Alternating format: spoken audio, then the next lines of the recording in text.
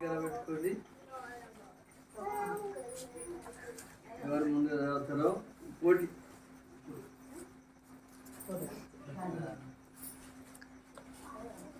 కీర్తనల గ్రంథం 126 1 నుండి 3 వచనాలు.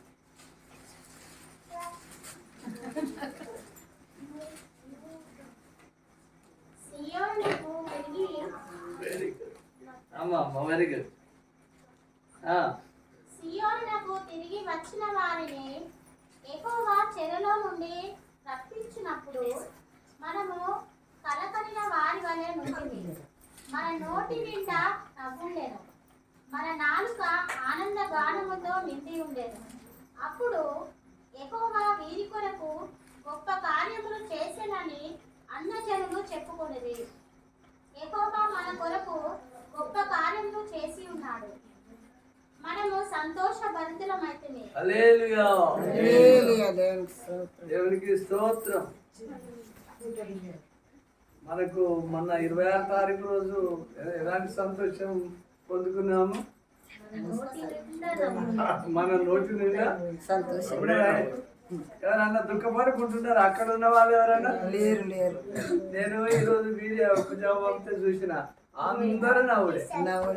మరి ఒక్క ఏదో 5 నిమిషాలు 10 నిమిషాలా అయిపోయే రాకను రాయన కూడా ఉరుకుతాడు.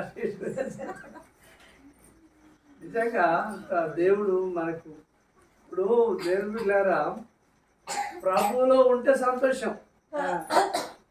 ఇశ్రాయేలు ప్రజలు కూడా దేవుల్లో ఉన్నంతసేపు ఎంత సంతోషమో చెప్పరానంత సంతోషం.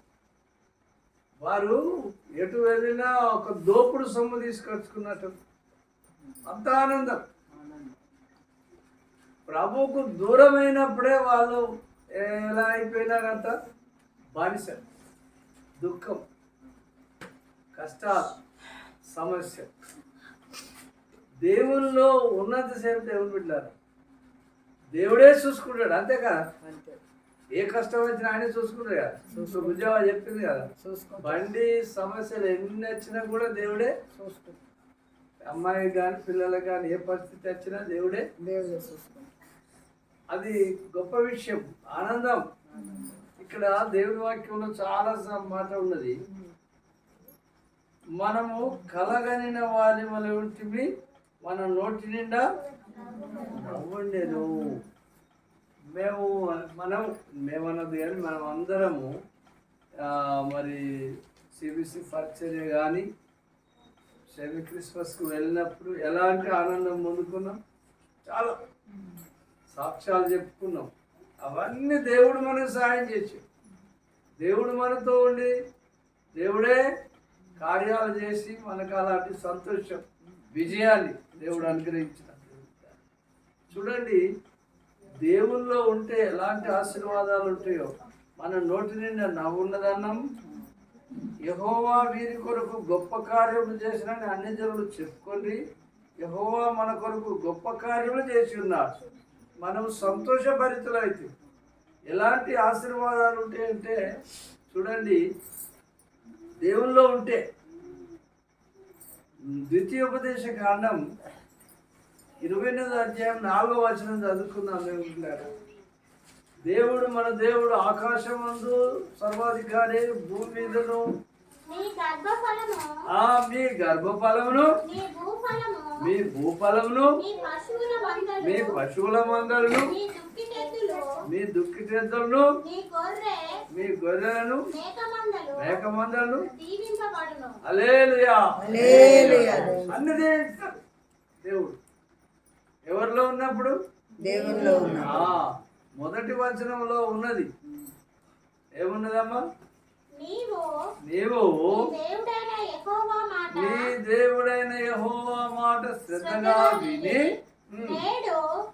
నేను నీకు ఆజ్ఞాపించుచున్న ఆయన ఆజ్ఞలన్నింటినీ అనుసరించి నడుచుకొనిన ఎడల నీ దేవుడైన యెహోవా భూమి మీదనున్న సమస్త జనముల కంటే నిన్ను హెచ్చించును. హల్లెలూయా, హల్లెలూయా.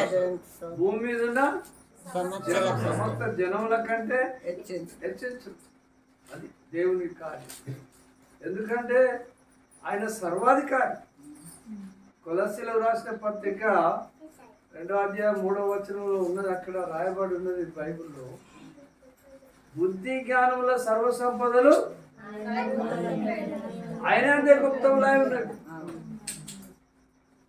భూమియు దానిలోని సంపూర్ణతయు యెహోవే, 1000 కొండల్లోని గొర్రెమేకలు ఆయనే, బంగారము వెండి అన్ని కూడా ఆయన పిల్లలంగా ఉంటే అన్ని మనీ. అంతేకాదు ఎఫెసీయులకు రాసిన పత్రిక 1:3లో ఉన్నది, పర సంబంధమైన ప్రతి ఆశీర్వాదం ఇస్తాడు ఎవరిలో ఉంటే, యేసులో. అందుకే దేవుడు ఏమన్నాడు, నా యందు మీరును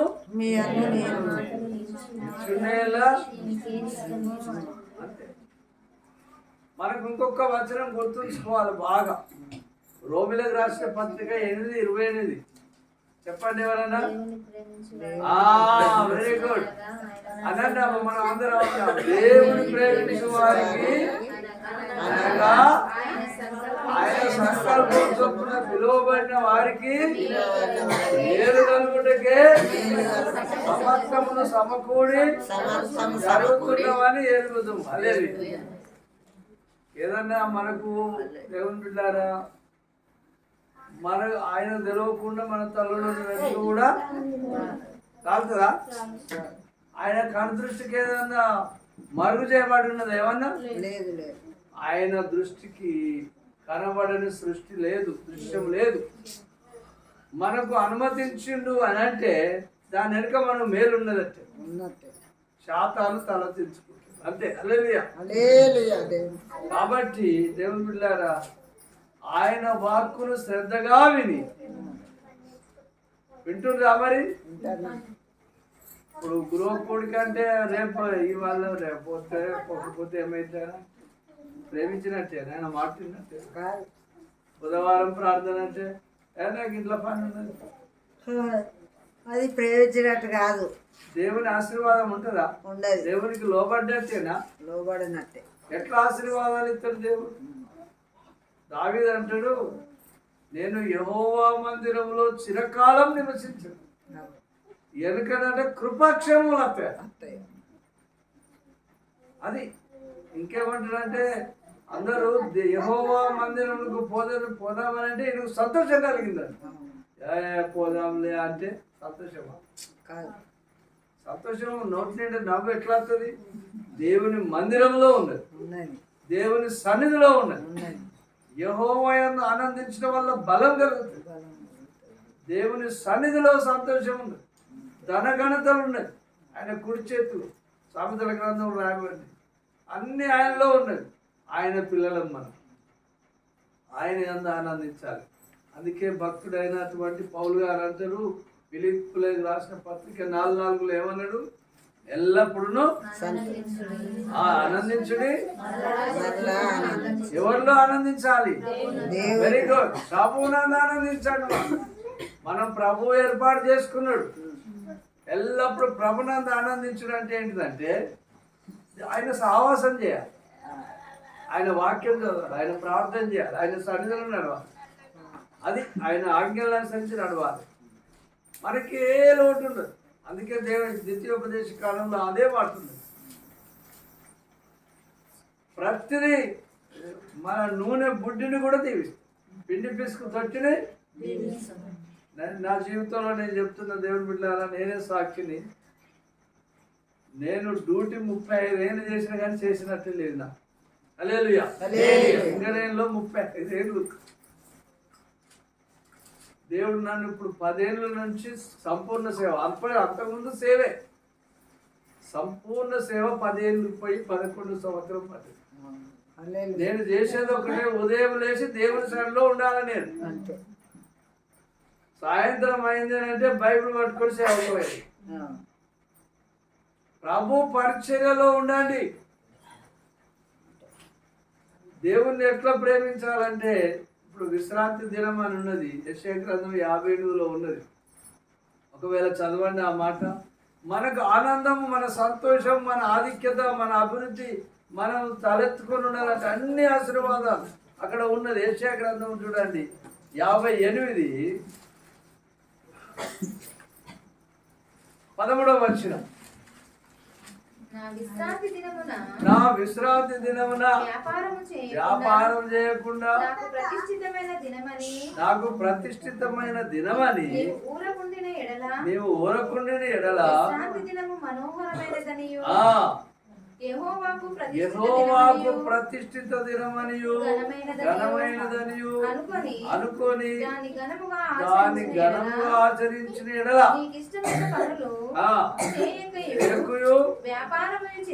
వ్యాపారం చేయకయు లోకవార్తలు చెప్పుకొనకై ఉండిన ఎడల దేశం యొక్క ఉన్నత స్థలముల మీద నేను నిన్ను ఎక్కించదను. నీ తండ్రి అయిన యాకోబు స్వాస్థ్యం నీ అనుభవంలో ఉంచదని. హల్లెలూయా. దేవుని బిడ్డలారా, మేము రమేష్ గురించి అంటే మనందరి సాక్ష్యాలు ఉన్నది. వీళ్ళ ఇంట్లో ప్రార్థన జరుగుతున్న కృతజ్ఞత పెట్టుకున్నారు కాబట్టి నేను చెప్తున్నా. నేను ఎన్నోసార్లు చూసిన మనం మీటింగ్లు పెట్టుకున్న తర్వాత ఏమన్నా కొదవైతే చూడు బిడ్డ ఇట్లా ఉన్నదంటే అది రమేష్ ఫోన్ చేసి ఆ కొదువైనది నేను ఇస్తున్నాను. యెహోవాను ఆనందించుంటారు. ఎంత అయినా కూడా వెనక పోయేది. నన్ను గణపరచు వాడిని గణపడతా. ఆయనను తృణీకరిస్తే తృణీకరించబడతాడు. ఎల్లప్పుడూ ఆయన గణపరచు వారిని ఆస్తి కర్తలుగా చేస్తానన్నాడు. నన్ను ప్రేమించు వారిని ఆస్తి కర్తలుగా చేస్తున్నాడు. దేశం యొక్క ఉన్నత స్థలముల మీద దేవుడు చెప్తున్నాడు. కాబట్టి దేవుని బిడ్డలారా, మనము దేవుని ప్రేమించాలి. ఒక మాట చదువుకుందాం. మనం ఒక మాట త్వరగా ముగించుకుందాం. మనం కీర్తన 125:1-3 చూడండి అమ్మ. అక్కడనే యెహోవా యందు నమ్మికయించువారు కదలక నిత్యము నిలుచు సీయోను కొండవలె నుందురు. యెరూషలేము చుట్టూ పర్వతములు ఉన్నట్లు యెహోవా ఇది మొదలుకొని నిత్యము తన ప్రజల చుట్టూ ఉండును. హల్లెలూయా. దేవునికి స్తోత్రం. నీతిమంతులు పాపం చేయడు తమ చేతులు చాపకుండానట్లు భక్తిహీనుల రాజదండం నీతిమంతుల స్వాస్థ్యం మీద ఉండదు. హల్లెలూయా. యెరూషలేము చుట్టూ పర్వతాలు ఉన్నాయి. మనం ఎప్పుడైతే దేవునిలో నమ్మిక ఉంచి దేవుని సహవాసం సన్నిధిలో దేవుని అందు ఆనందిస్తే మన చుట్టూ కూడా ఆయన ఏం చేస్తాడు?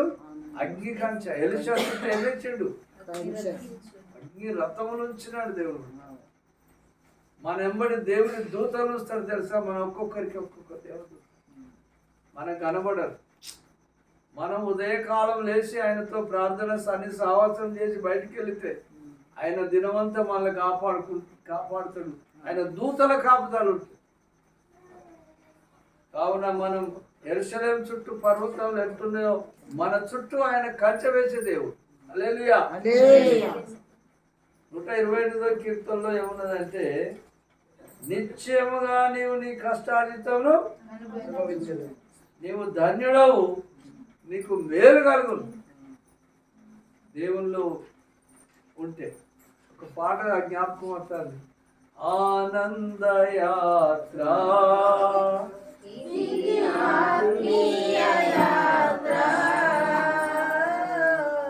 యేసుతో నూతన యెరూషలేము యాత్ర, యేసుతో నూతన యెరూషలేము యాత్ర,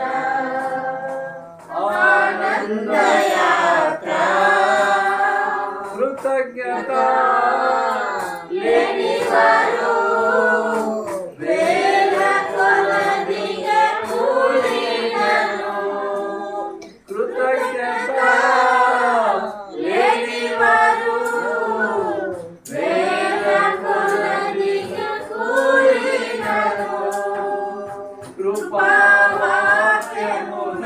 సాక్షులమై, కృపావాక్యమునకు సాక్షులమై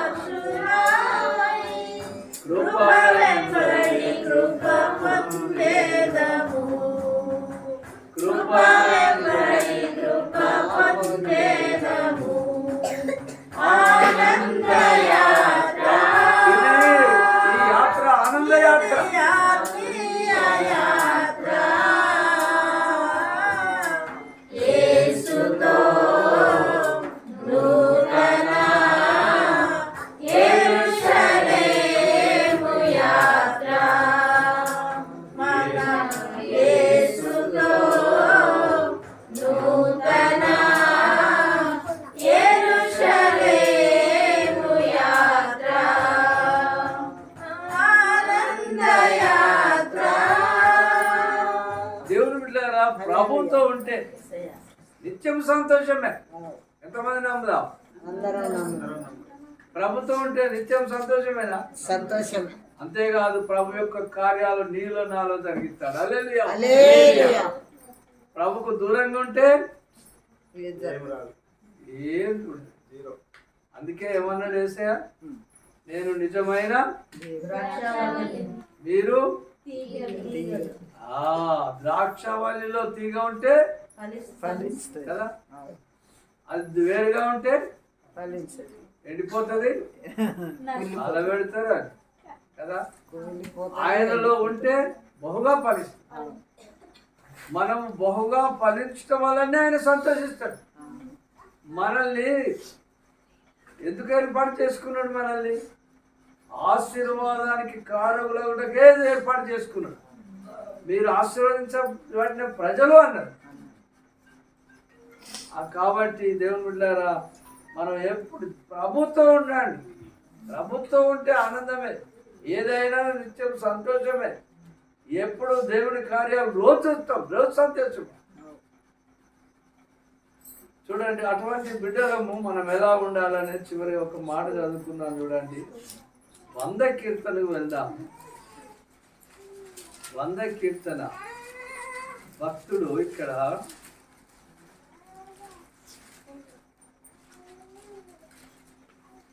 4వ వచనం చదువుకున్నాం. కృతజ్ఞతార్పణలు చెల్లించుచు కీర్తనలు పాడుచు ఆయన ఆవరణలో ప్రవేశించుడి, ఆయనను స్తుతించుడి, ఆయన నామమును గణపరచుడి. హల్లెలూయా. ఆయన దయాళుడు, ఆయన కృప నిత్యము, ఆయన కృప నిత్యముండును, ఆయన సత్యము తరతరములుండును. అవును, ఆయన కృప నిత్యం ఉంటుంది. ఆయన సన్నిధి కోరుకొని మనం ఉంటే ఎప్పుడు దీవించబడతాం. చెప్తున్నారు ఒకటి ఏంటంటే, కృతజ్ఞతార్పణల జీవితం ఉండాలి. మనం ఇప్పుడు వాక్యం చదువుకున్నాం కదా, కృతజ్ఞత లేని వారు 1000 మంది పోయినా మనం కృతజ్ఞత కలిగిన వారమై ఉండాలి. దేవుడు చేసిన మేలుకు వెంటనే సాక్ష్యం చెప్పే వాళ్ళంగా ఉండాలి. మొదట దేవుడితో సహవాసం సన్నిధి ఉంటే నిత్యము సంతోషమే, ఆనందమే. ఎటువంటిదైనా ఆయనే చూసుకుంటాడు, ఆయనే ఆశ్రయిస్తాడు. మొదటి వచనం ఏమనుకున్నాం? చివరిగా మొదటి దానికి వచ్చిన సీయోనుకు తిరిగి వచ్చిన వారిని యెహోవా చెరలోను రప్పించినప్పుడు మనము కలగలిగిన వారి వలె మన నోటి నిండా మన నాలుక ఆనందగానంతో హల్లెలూయా. అప్పుడు యెహోవా వీరి కొరకు గొప్ప కార్యములు చేసి అన్యజనులు చెప్పుకుంటారు అన్నమాట. అన్యజనులు సాక్ష్యం చెప్పుకునే స్థితి రావాలంటే మనము దేవుని బిడ్డలుగా ఆయన రక్తం పెట్టి కొనుక్కున్నాడు. కాబట్టి ఆయనతో ఉన్నప్పుడు ఒకప్పుడు అన్ని జనులు ఇలా వీళ్ళు ఇట్లుండేది, ఇప్పుడు దేవుడు దీవించిందని వాళ్ళు చెప్పుకుంటారు. ఎప్పుడు ప్రభులో ఉంటే ఫలిస్తా అంటారు. యోహాను సువార్త 15:16 అదే ఉన్నది. మీరు బహుగా ఫలించడం వల్ల మనం బహుగా ఫలించాలి. సాక్ష్య జీవితం కలిగి ఆనందకరమైన జీవితంతో ఉండాలనే ప్రభు లోకానికి సాక్షిగా ఉండాలని కోరుతున్నాడు. దేవుడి మాటలు దీవించును గాక.